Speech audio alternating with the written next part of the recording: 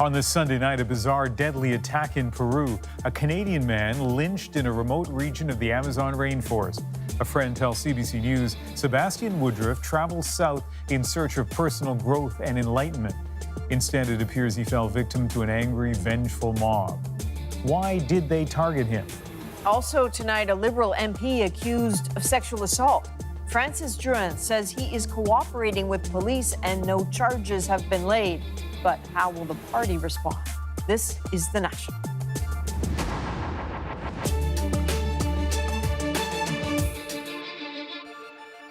An adventure to a deep corner of the Amazon jungle has turned deadly for a British Columbia man. And tonight, police in Peru are investigating the murder of Sebastian Woodruff, hunted down and killed by a mob which believed he was responsible for the death of a respected tribal elder. As Natalie Collada tells us, among the lines of investigation now being followed, Woodruff may have been wrongly targeted.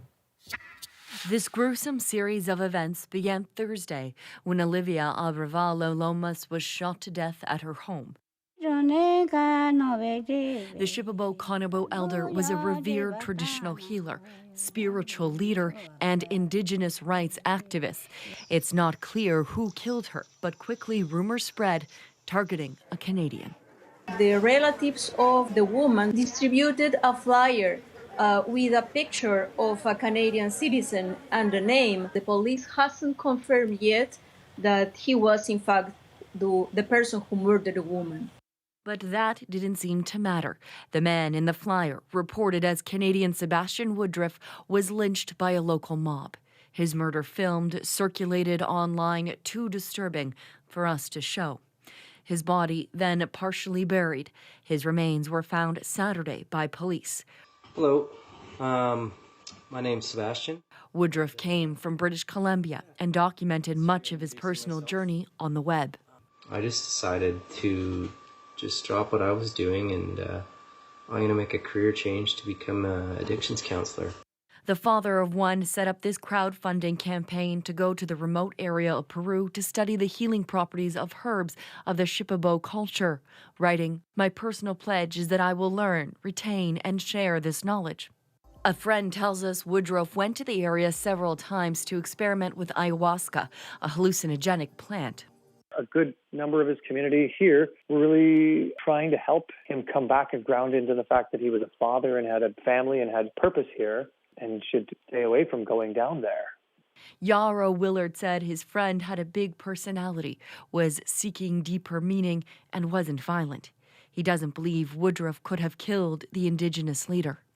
We've just been in shock, and so it's been pretty traumatic to hear, and it seems really unrealistic. It just felt like it was a scam because there's no way this person seemed capable of that. While police named Woodruff as their main suspect, local media report police are investigating other theories about the crime, including another suspect altogether. In a statement, police say they're investigating Woodruff's body for gunshot residue to see if he fired the gun that killed the medicine woman. Natalie Collada, CBC News, Toronto. Let's take a closer look now at the Peruvian tribe and the remote village, now a focus of this double murder investigation.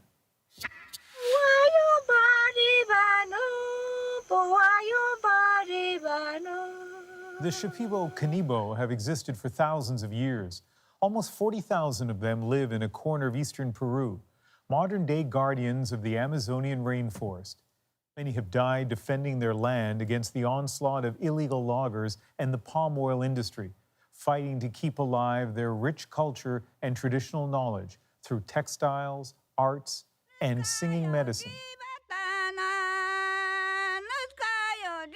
Part of the healing ceremonies involves the use of ayahuasca, a natural drug that produces intense psychedelic effects. As for the murders, still lots of questions about what exactly happened. Prosecutors in the region saying that they won't rest until their investigation is complete. Here's a look now at what else is coming up on The National. A manhunt underway in Nashville right now after another mass shooting. Why police seized the gunman's rifle but then had to give it back. And our Go Public team follows up on their investigation into upselling at Canada's big banks. After a national review, employees tell us they're still being pressured to push things you don't need. But first, the last Liberal convention before next year's federal election is overshadowed by allegations of misconduct by a rising star in the caucus. Ontario MP Frances Drouin is facing an accusation of assault, which seems to stem from an alleged incident in Halifax this weekend where the party was gathering to talk policy and, as it turns out, devoting time talking about sexual misconduct. Here's David Cochran. This weekend was supposed to be a celebration for the Liberals, but it's now about an investigation into an allegation of sexual assault against a Liberal MP. Eastern Ontario MP Frances Drouin issued a statement confirming an allegation has been made against him. It is important for individuals to have a safe environment to come forward, share their stories, and be supported. While no charges have been laid against me, I am cooperating fully with the investigation. The incident allegedly happened in downtown Halifax in the early hours of Saturday morning. Police say it was shortly after 2 a.m., but aren't saying anything else. De Glengarry, Prescott, Russell, Frances Drouin. There were no obvious signs at the convention that anything was wrong. So we will be discussing running a family farm with... In fact, on Saturday afternoon, about 12 hours after the alleged incident, the 34-year-old rookie MP was on the convention's main stage, moderating a panel discussion on farming. The Liberals also held a workshop to deal with this very issue, called From Me Too to Never Again. The Prime Minister personally attended it. Ongoing part of an important conversation. It's not one group attending one session is going to make all the difference, but it's a step further in the right direction, and I'm glad we're having this. Having your former minister there attend here. David Cochran joins me now from Ottawa. David, does the Prime Minister's office have anything to say about this?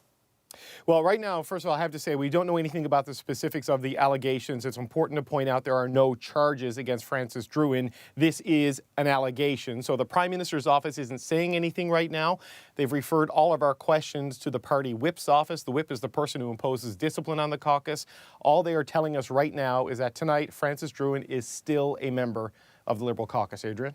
This is not the first time we've asked Justin Trudeau about allegations of sexual harassment or assault against one of his MPs. Yeah, they've unfortunately, from their point of view, I guess, had a fair amount of experience of dealing with this sort of thing since Justin Trudeau has become the leader of the Liberal Party. In those years, 4 Liberal backbench MPs, 2 Liberal cabinet ministers, and 1 member of the Prime Minister's personal staff have faced allegations of one sort of another on some kind of sexual misconduct. And just to walk you through that, 3 of the 4 backbenchers are either now out of caucus or out of politics entirely, the 4th being Drouin, who is still in the caucus. The cabinet ministers, one is Hunter Tutu, was out of cabinet, out of caucus, sitting as an independent. Kent Hare is the other cabinet minister. He's out of cabinet, still in caucus, but still under investigation.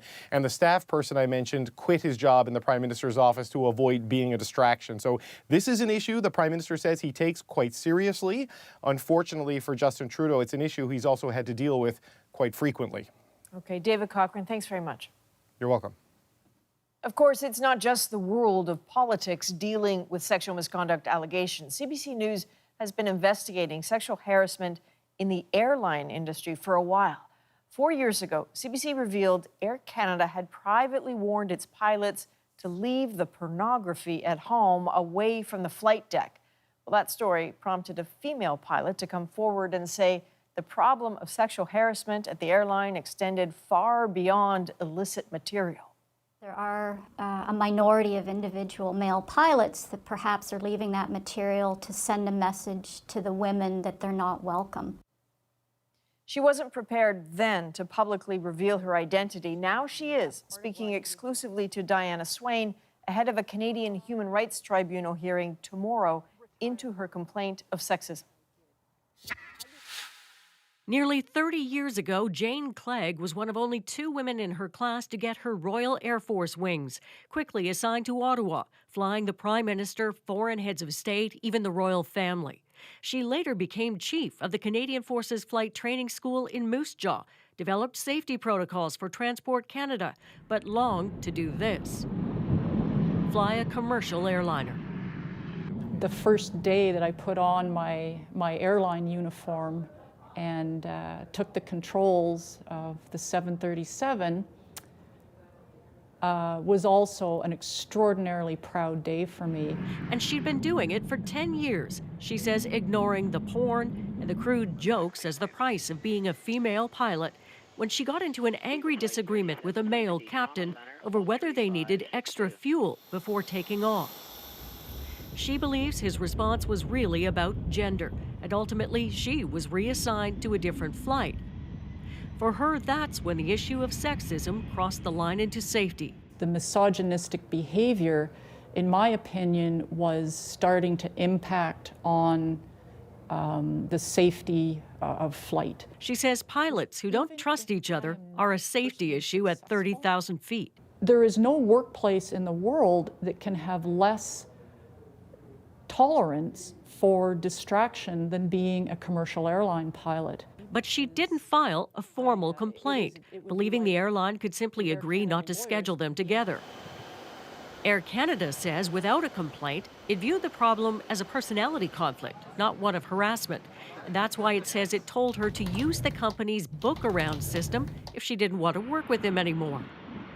It meant the onus was on her to switch her flights, sometimes to lesser routes, for less pay. I know there are female pilots at Air Canada who are altering their own personal work schedules to avoid having to share the small confines of an aircraft flight deck with somebody who's treating them inappropriately.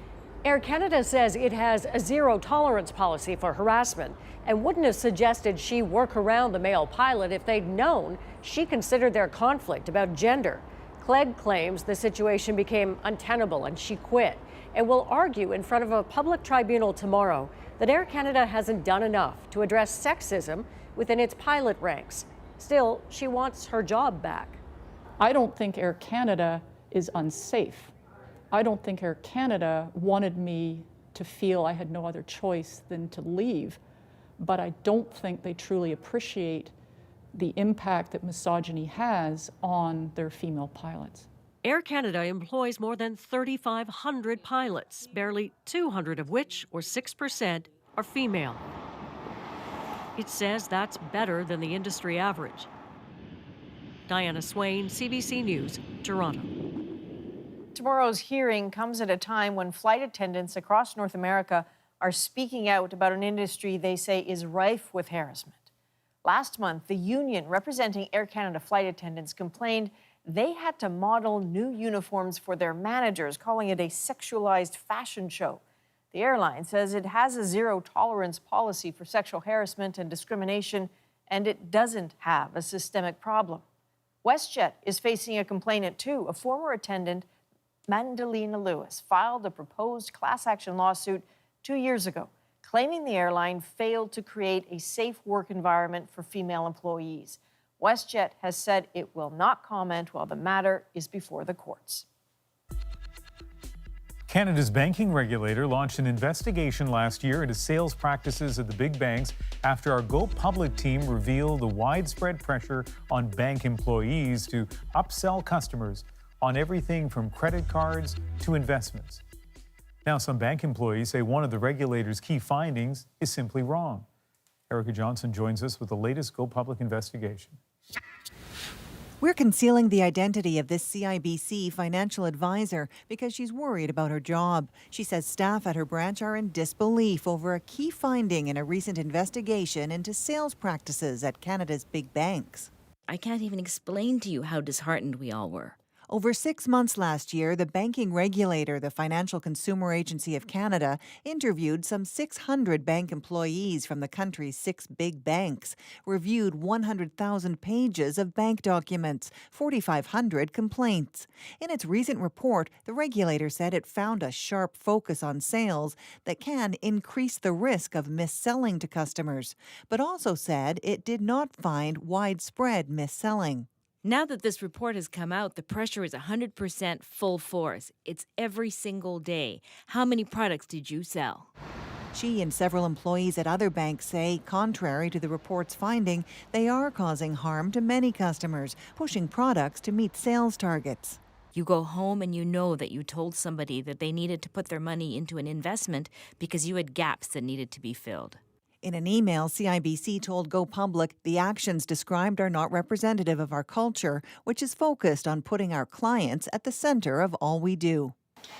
Michelle Bechtold believes she's a victim of the bank's sharp focus on sales. A teller at her BMO branch recently sold her on a complimentary upgrade to her credit card that turned out to have a higher interest rate.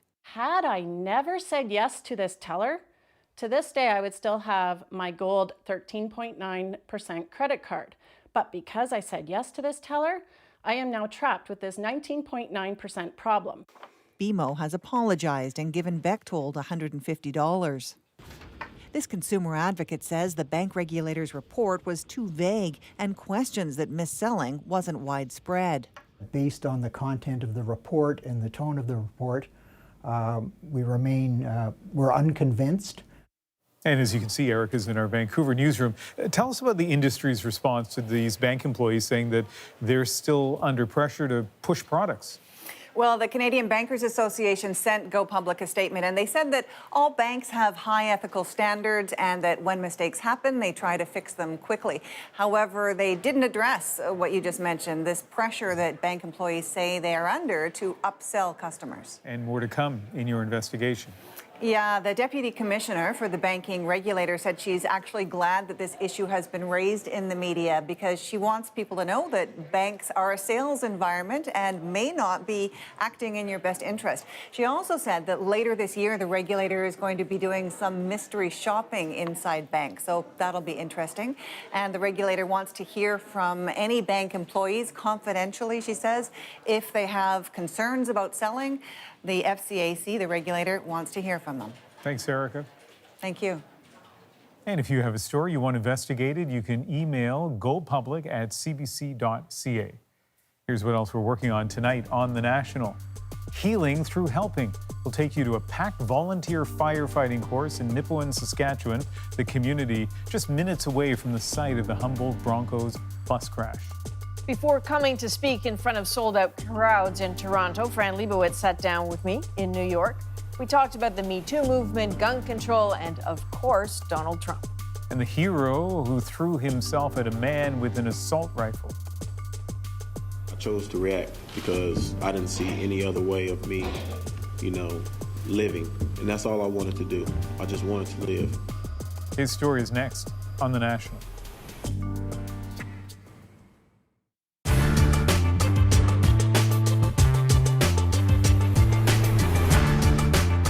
Margins on car sales have become so slim that many dealerships now make more money on service and repairs than on new and used car sales combined. You book in for a peace of mind inspection, check your brakes. What you may not know is that service advisors don't have to be mechanics, and the more they sell you, the more they can often make. Lucas Lung learned it firsthand in his years as a service advisor. I would say 90% of these dealerships do work by commission. When you're a service advisor, you are a salesperson. This is how you make your living, right? So you have to upsell them. They come in for an oil change, you're upselling somebody. Holy cow, $1,200. Marketplace heard many complaints from across the country, so we ran a series of tests. An expert Hi, nice to meet you. pre-inspected this woman's car, then we asked a dealership for their diagnosis. It came by phone, get the brakes done. So what he was suggesting is to replace the rear brake drums and the brake shoes. With parts and labor, it'd be about $621 plus tax. Wow, is that something that I can think about? But our expert rejected that. When I had the drums off, everything looked perfectly normal for that age of brake. Not only did the dealership recommend service that wasn't needed, they also failed to mention something that was. The largest recall in automotive history, the car's potentially defective airbag. What does the law say about a repair shop telling you need to do something before you need to do it, or you don't even need to do it at all? Repair shops cannot offer services that aren't needed. Harry Malley is with Ontario's government watchdog. They can't mislead you if it's a service that's not needed. They can't be like, this is needed to fix your car. If you do 84 months... Head to the dealership. 84 months, 7 year. And you're likely to hear this pitch. 127 bi-weekly at 84 months. Most of the 10 we visited only mentioned 7-year loans. Only rarely did we hear about what used to be the norm 4 or 5 years. That to me is short-sighted, just a recipe for problems. Ontario's auto regulator doesn't much like that, thinking more options should be presented up front. But this auto expert cautions against using a long-term loan at all. Long-term loans with the low monthly payments often encourage consumers to buy a more expensive car. Just watch. A $20,000 car on a 5-year loan costs $154 bi-weekly. But a $30,000 car, it's just $11 more, as long as you pay for 2 more years. But beyond spending more, there are big risks with long loans. The last thing you want to do is be in a situation where you're making payments on your vehicle at the 6th year or 7th year.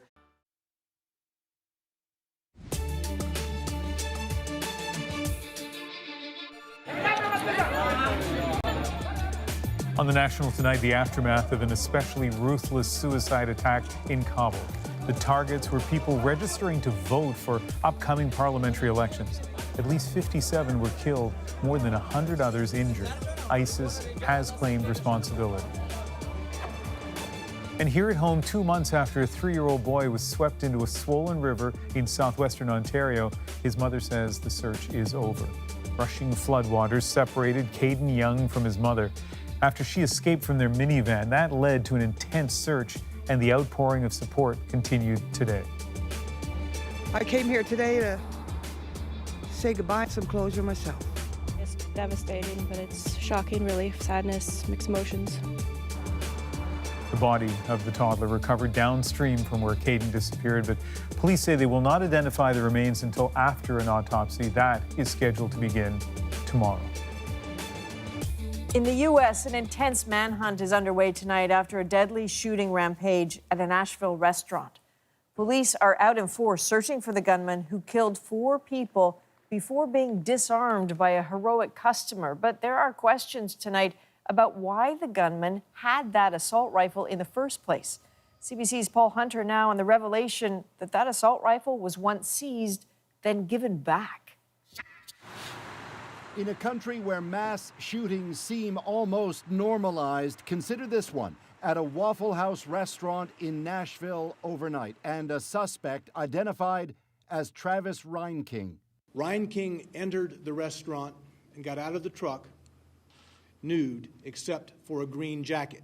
He shot a customer who was about to go in the door, and then he shot my friend who was trying to get away on the sidewalk. Using this AR-15 assault-style rifle, the shooter killed 4 people and wounded 4 others before being lunged at by this man, James Shaw, now hailed as a hero. He was either reloading or the gun jammed or whatever happened. The gun was kind of jammed up and it was pushed down, so we were scuffling. And I managed to get him with one hand on the gun, and then I grabbed it from him and I threw it over the countertop. The suspect then fled, but as authorities hunted for Reinking, they discovered he was already known to police. We have learned that Reinking was arrested by the United States Secret Service for being in a restricted area near the White House in July of 2017. Charged for hopping what's known as the bike rack fence outside the White House perimeter, Reinking never made it to the actual grounds. He's said to have wanted a meeting with Donald Trump. That was enough for authorities to then seize guns in Reinking's name at the family home in Illinois. Among them, the AR-15 used in Nashville. But as is legal in Illinois, the guns were returned by Tazewell County authorities to Reinking's father, who has now acknowledged giving them back to his son. The whole story has ignited yet again calls for tougher gun laws in this country. We need comprehensive gun reform to address mass shootings, domestic shootings, accidental shootings, and homicides.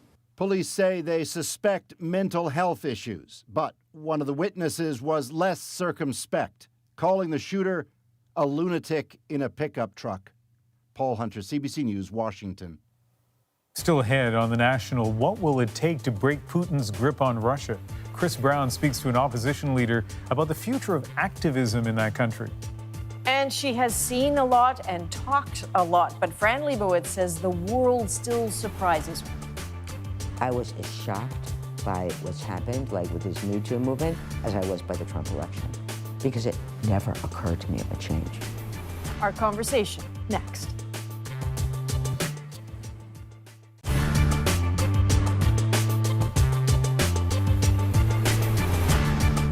Forgive me for putting on these sunglasses, but they're actually bifocals and they're the only glasses I have with me.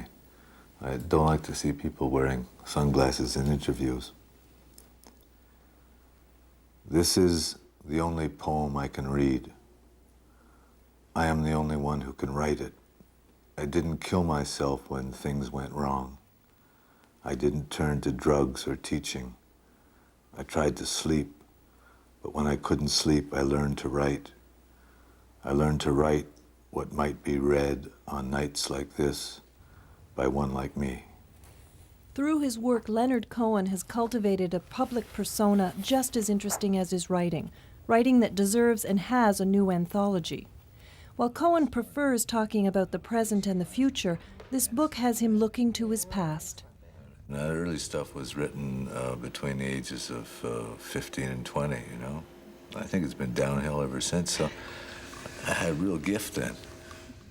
In 1956, while still an undergraduate at Montreal's McGill University, he won a national prize for his first book of poetry. His second won him international acclaim. His blood on my arm is warm as a bird. His heart in my hand is heavy as lead. His eyes through my eyes shine brighter than love. Oh, send out the raven ahead of the dove. Cohen quickly cultivated the reputation of a chronically depressed poet who was both hip and hypnotic. He dubbed himself the Grocer of Pain. And while the Grocer of Pain is still at his post, since 1967, he's been putting his words to music. We're drinking and we're dancing. The band is really happening.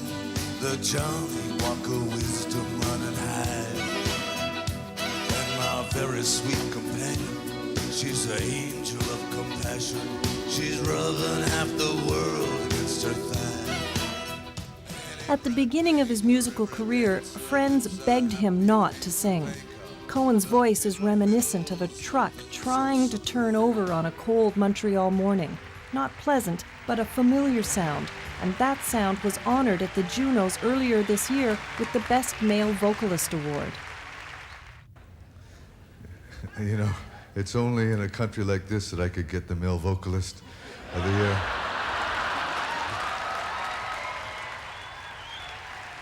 Last week, Cohen received a Governor General's Performing Arts Award. While he's a bona fide star around the world, musical acceptance here in North America is something new for Cohen. This is my work. Writing is my work.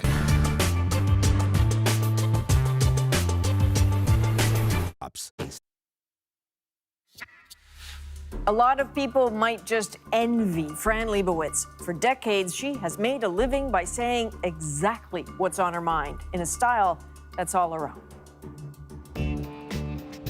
Fran Lebowitz hit the spotlight in the 70s when Andy Warhol made her a columnist for his magazine Interview. Her first two collections of essays put her on the cultural map, but a serious case of writer's block turned Lebowitz into a talker, There's always something to complain about. making her famous for her opinions. What's your idea of people who run around trying to get exercise? I really don't think that the average law-abiding citizen should be confronted by a herd of overweight adults wearing lime green suits. She made a career of offering up controversial social commentary. One of the differences between children and adults is that when children don't get something, they ask. When adults don't get something, they become Republicans. There's nothing about him. These days, Lebowitz is just as acidic when it comes to President Trump. Sometimes I sit on the subway. I think to myself when the doors open, whoever comes in this door first is going to be would be a better president than Donald Trump. Or the Me Too movement. Do I think that, men would prefer this wasn't happening? Yes, I do. I met up with her in the only place on earth she says she would ever live, New York City, ahead of her sold-out talks in Toronto this weekend to talk about the state of, well, just about anything. I guess my first question is the most basic one. You know, how are you? What's rattling around in your head today? You know, this is, I'm sure everyone says this to you. All we think about is Donald Trump. Why does it preoccupy you so much? Because it's horrible. Like, it's less horrible for you, but if you're an American, you know, you can't believe it. You know, I mean, you just can't believe it. And it's not like I didn't live through other terrible presidents. It's totally preoccupying, and it changes second by second. Well, it does. I mean, we're in a moment now where one of the conversations is just maybe North and South Korea will decide to call the whole thing off and make nice, and he'll be on his way to collect a Nobel Peace Prize. Yes, this is not something I believe, by the way. All right, I don't believe any of this. You know, I mean, no one is easier to play than Donald Trump. No one. There are newborn babies who are more savvy than Donald Trump. I mean, I don't believe it. Let me put it that way. I hear you, what you're saying about him being played, but yet he's in the White House, and I've heard you talk before about not seeing that coming. Is that true? Oh, 100%.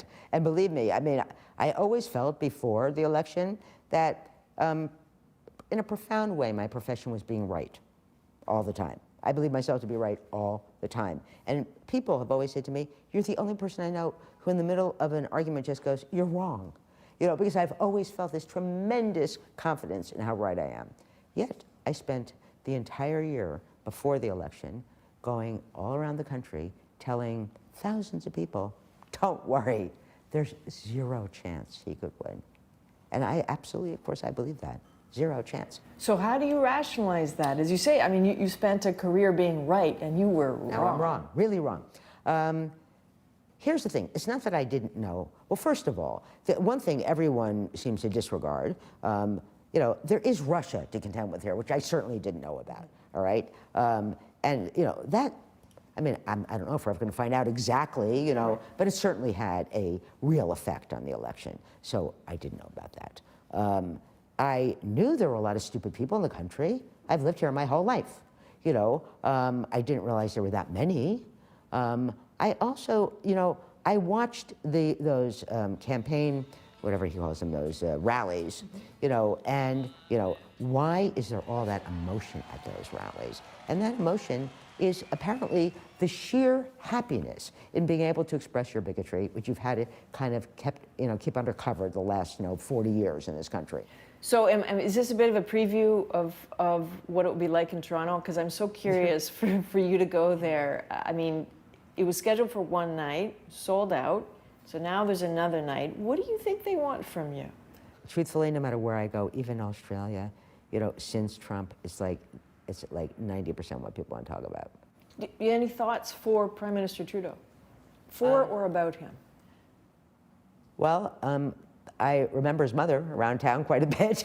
How so? Because she was around New York all the time, in her younger days. She was at Studio 54, she was, I believe she's older than me, but not enough older for me not to remember her being around. There is not a leader in the West who I would rather have. So ask me, would I rather have Justin Trudeau president? Yes. I'd rather have Margaret Trudeau president, even the old Margaret Trudeau. Why is that? Because we have Donald Trump. Well, I mean, it can't just be anyone other than Donald Trump. Yes, it could be practically. I mean, it practically could be. This past Friday, American high school students protested against gun violence. It was the 19th anniversary of the Columbine school shooting and comes in the shadow of Parkland, too. Fran Lebowitz seems to commend the attempt at change, but there's doubt there. When you talk about young people, we're in a moment, though, where young people are grabbing hold of the agenda. You think about those kids from Florida, from that school. I think it's great, but first of all, those kids from Florida, it's my fondest desire that this succeeds. It will not. Why not? Because we have gun nuts in this country that are, it's so shocking, their love of the gun. It isn't what they say it is, the Second Amendment. They love these guns. But isn't it possible that this is generation change, that these kids have decided, you know, the usual route to X may be all the way like this, but no, we're going this way. And do what? And do what? I mean, the ones that are old enough to vote, they can vote. Florida has some of the worst gun laws in the country, worse than Texas, okay? So they live in a state where the majority of adults who voted for people who want these laws. So what would you say to these kids? I would say it's great what they're doing, and I hope they succeed, okay? But if you're asking me if I think they're going to succeed, not this group.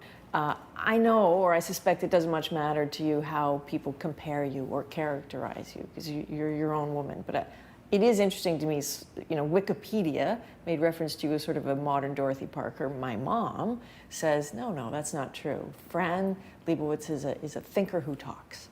And I'm wondering which one is closer. Well, both flatter me. I'm certain Dorothy Parker also thought, you know, I mean, she lived in a different world, obviously. There are very few women to compare women to, you know, and especially when I was young, there are more now. Some people are now compared to me. So comparisons are not very often that accurate, but, you know, I'm happy to be compared to Dorothy Parker. Hard to talk with women and not talk about what it's been like to be a woman, to battle on before the Me Too movement, to be publicly, persistently objectified, and worse. So we pulled a clip of Lebowitz on CBC back in 1978, where a chat about her success became a tease about men and babies. I'm all ready to fill my leisure hours, if I had them. What happens if you fall in love and settle down and find something you want to do, like having children or stuff? Terribly unlikely. I'm not considering that as a possibility. Ah, but is it likely to happen to her, Mr. Mystere? Of course, maybe later this evening.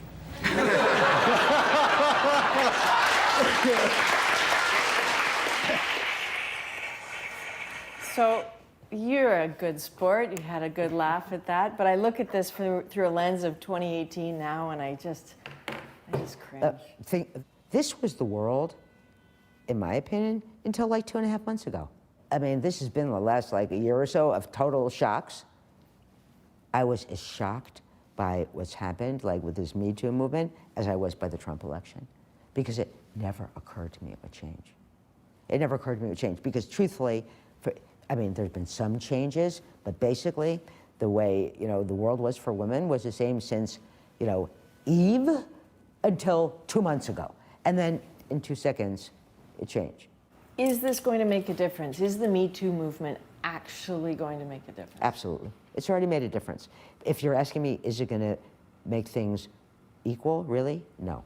I'm curious, I sort of watch what's happening in the media, in film, and publishing, and sports, but what about the women who are working in insurance companies in small towns or working for construction companies? Yeah, the problem is, here's the thing.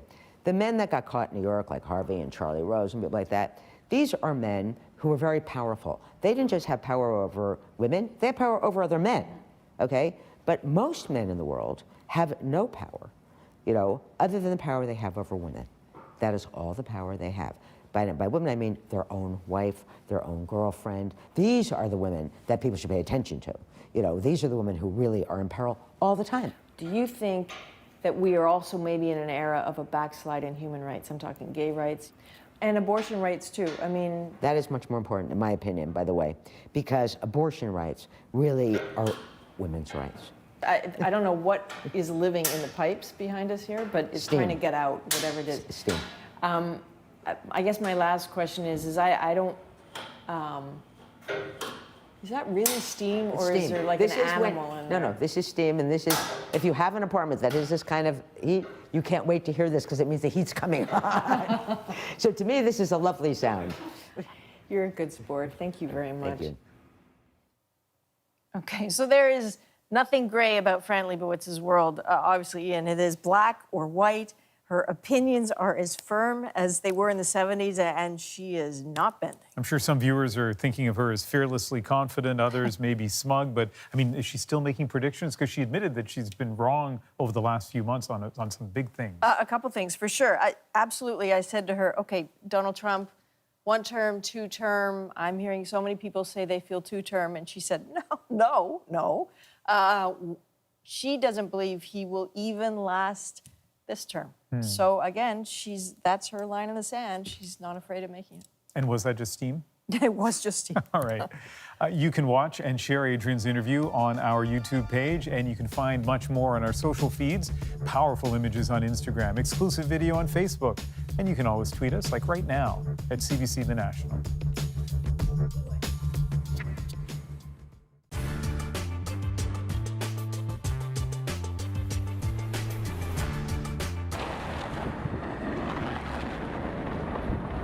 Being from here, you know, you drive 2 minutes out of town and it feels like you're out in the middle of nowhere. We're surrounded by this vast wilderness all the time, and it's great to live in an environment like this because it just makes you feel a lot more either connected or grounded to the earth. My aesthetic is nature reclaiming architectural space.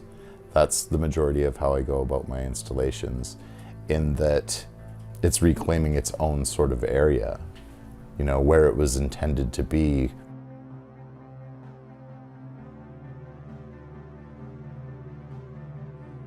The issue that's been going on for a long time now was the Red River, the river system in Winnipeg, and how many bodies have been found within these river systems. Bodies of Indigenous people and non-Indigenous people both.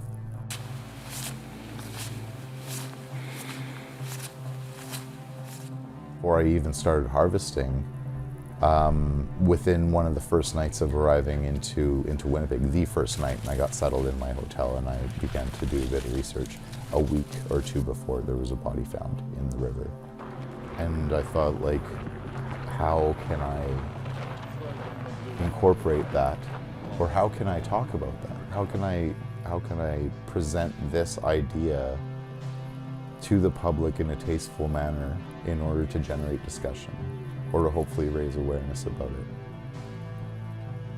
And the idea of driftwood and things washing up on the shore came to mind. So that's where the idea came from. When I was installing and putting it all together, the way that it's constructed is that eventually, regardless of wherever I was working, that the whole installation would move. You know, say if I'm tying a knot to a branch way on the bottom left corner, the whole top right is going to move as well, like, so it was all connected, right? And this isn't something that I thought about until that started to happen, until I noticed that started to happen, was that to me that sort of seemed like a metaphor for this sort of situation.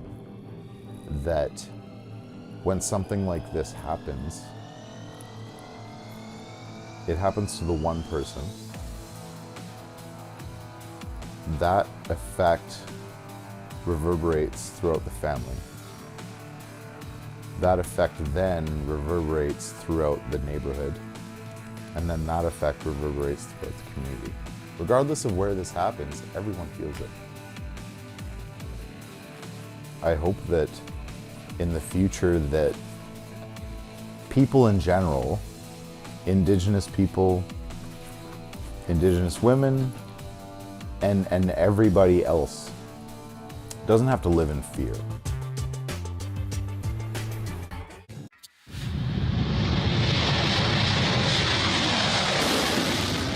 Tensions between Russia and the West escalated 9 days ago when the U.S.-led missile attacks on Syria occurred. That's why an informal meeting of the UN Security Council was held yesterday at a farmhouse in Sweden. There was a week of great tensions, of great dangers, and we had to bring down the temperature. So the first outcome was bring down the temperature. And the second outcome was, let's talk about what unites us rather than what divides us on Syria. Relations with Russia seem dangerously tense. The confrontation over chemical weapons in Syria, just the latest sore point, and it seems inevitable there will be many more. Next month, Vladimir Putin will be sworn in for a new 6-year term as president. So what should the West expect from him going forward, and what should the response be? Our Russia correspondent, Chris Brown, put that question to one of that country's foremost opposition figures, Vladimir Milov. The 46-year-old politician was once a member of Putin's government, but later threw his support behind his nemesis, anti-corruption crusader Alexei Navalny. Chris spoke to Vladimir Milov in Moscow this week for our latest dispatch. How would you describe Russia's place in the world today under Vladimir Putin? Isolation. Russia keeps getting more and more isolated. This is something unprecedented, even for me as a person who remembers the Soviet times, because yes, there was a standoff with the West, but we had Helsinki Accords, we had summits, and we had dialogue and so on. Right now, Russia is being pushed on the sidelines, less than 2% of global GDP. It's quite clear that the gap in development, in innovation grows between us and the developed world. There is no perspective of improving relations with the civilized world for years to come if Putin stays in power. We are just a small player on the global economic scale, so that is very frustrating. How do you think Russians see this dynamic that you've just described to me? I think it is being hidden from the majority of the population because more than 90% of Russians get their information from the television, and that is completely state-controlled. And there they propagate the idea that we have been achieving one geopolitical victory after another, so we are successful on TV. But they are being brainwashed daily on the television, and you actually need to somehow push through this. I'm curious, do you personally believe that Russia is to blame for all of this, for this isolation, or do you think the West is to blame for it? I'm kind of biased, you know, because I've been observing this thing from a close range. I'm a former bureaucrat. I attended the 2002 G8 summit in Canada as part of the official Russian delegation, which was the first official summit when Russia was participating as a full-fledged member of the G8. I personally remember the enthusiasm with which we were greeted there. And people from the biggest developed countries, the officials, the ministers were saying, look, welcome in. We're glad you're here to participate in the solution of global problems. And I saw how step by step, basically, it was Putin's actions that put the cracks in the pavement of our relations with the United States, with the European Union. There was one conflict after the other. What do you think Putin's goals are for the next 6 years? To maintain the grip of control, and actually increasing the control of strategic commanding heights in the economy, continuing to penetrate in Russia's neighborhood. I think if you are to name just one reason why relations are so bad between Russia and the West now, it's because of Russia's fixation on total dominance over the post-Soviet neighborhood. Primarily Ukraine, because that's a jewel in the crown. If you do not control Ukraine, you do not control post-Soviet space. So strengthening the grip of control, increasing his international penetration and dominance over areas which he thinks are his, that will be 6, 12, however more years we will have this gentleman in power. What is the time frame, do you think, before, you know, liberals, people who are not like Putin, get a chance to do something? Now look, as I know history of Russia very well, and we actually have a habit of maintaining this quasi-stability for many, many years, and then bang, something happens because of the inefficiencies accumulated. But I think if you talk to many people, some of them not really engaged in politics, a lot will tell you that, you know, something is building up. This situation cannot linger. It will explode at some point.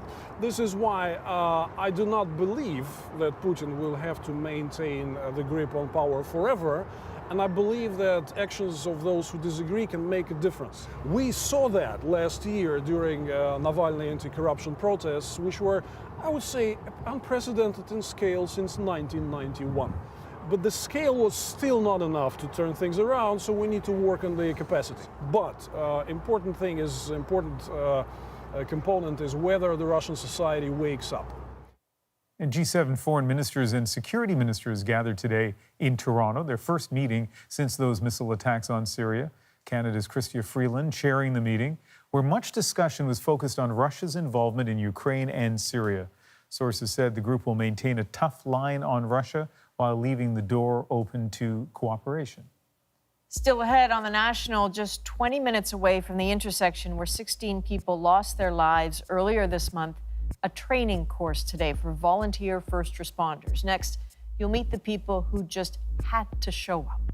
It's going to take a lot of time to keep improving, but at least we're stepping forward, not backward.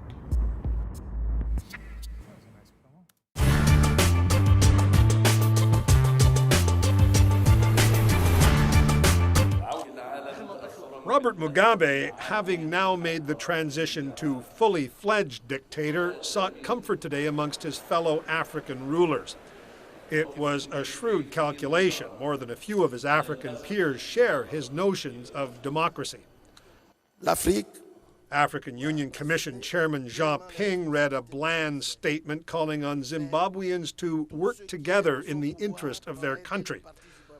Only Kenya's prime minister referred to Mugabe's murderous methods of retaining power. Raila Odinga favors outside intervention. My view is that the African Union should not accept or entertain Mr. Mugabe.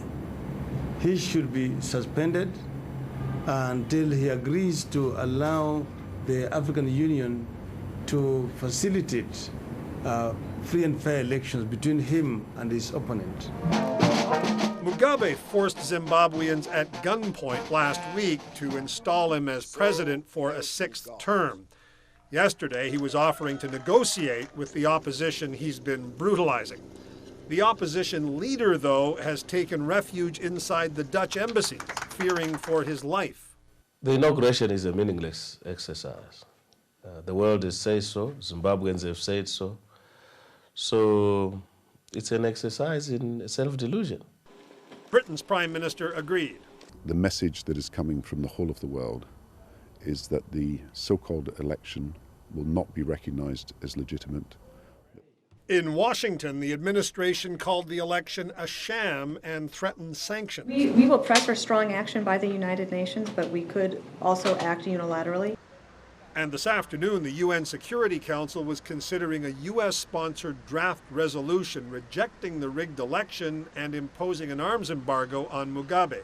If we do nothing, if there is no response, what does that say about the Council? The question is whether Mugabe can continue to count on his friends at the UN to run interference for him. China and Russia, and most importantly, South Africa, have so far seen to it that Mugabe has been blamed for nothing. They've blocked or watered down one resolution after another, and already China is saying today that it's opposed to the American push for sanctions. Neil MacDonald, CBC News, Washington.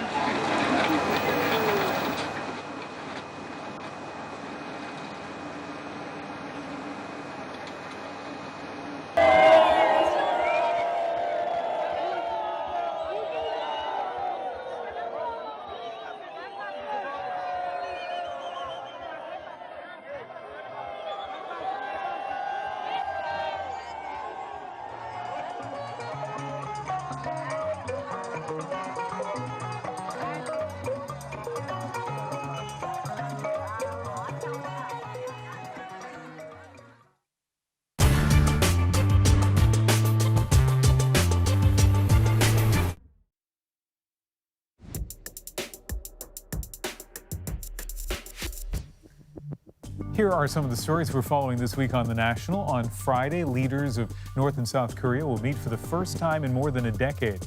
This historic face-to-face summit will take place in the so-called Freedom House in the demilitarized zone. It comes after a surprising announcement last week by Kim Jong-un promising to stop nuclear and long-range missile tests. For you, Donald Trump's election sort of crossed a line? I wouldn't say it's just because of Donald Trump, but Donald Trump kind of makes it click in your head that this actually has a much wider impact. Former Cambridge Analytica employee Christopher Wiley will testify this week in front of the U.S. Congress, looking into meddling in the 2016 election. He is the Canadian who came forward to blow the whistle on the now infamous data analytics firm, which improperly obtained millions of Facebook users' data.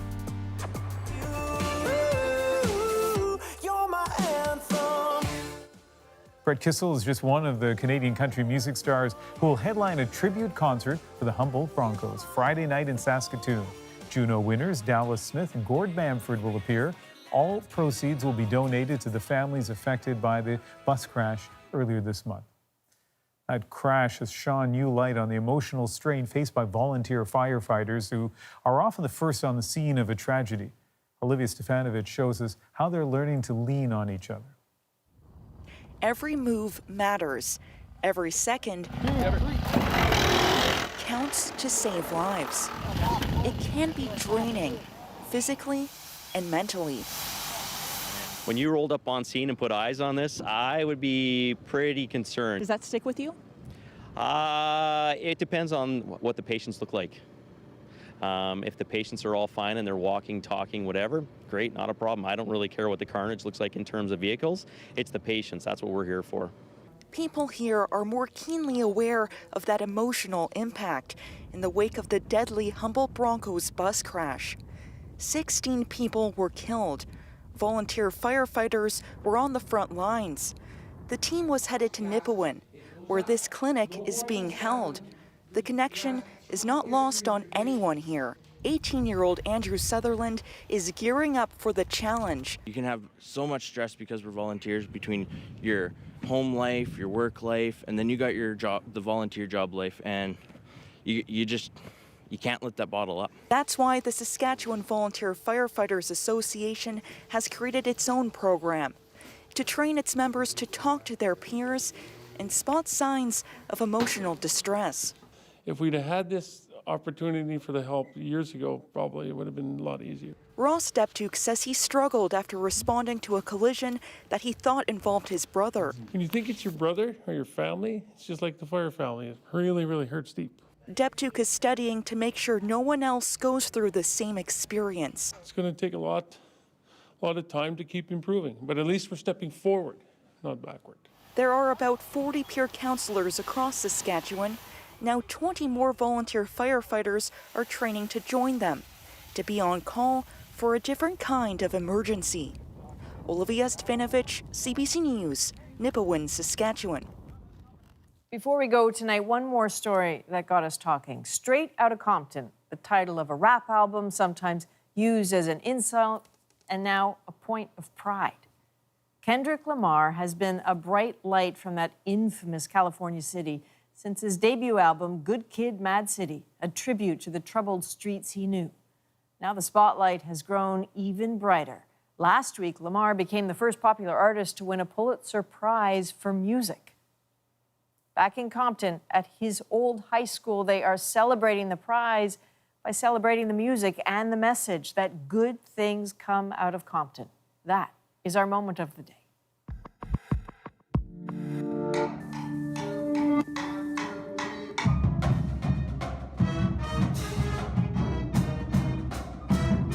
I get way too deadly once you let me do the extras. Pull up on your block, then break it down, we playing Tetris.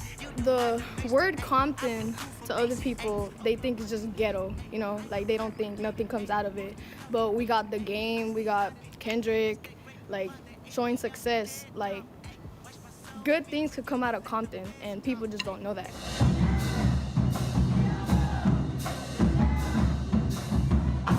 When I first found out about the award he won, I actually didn't even know what the award was. So when I learned that he was just almost reached the class on his own, and since I know he's walked the same halls as me, I feel like I can do the same.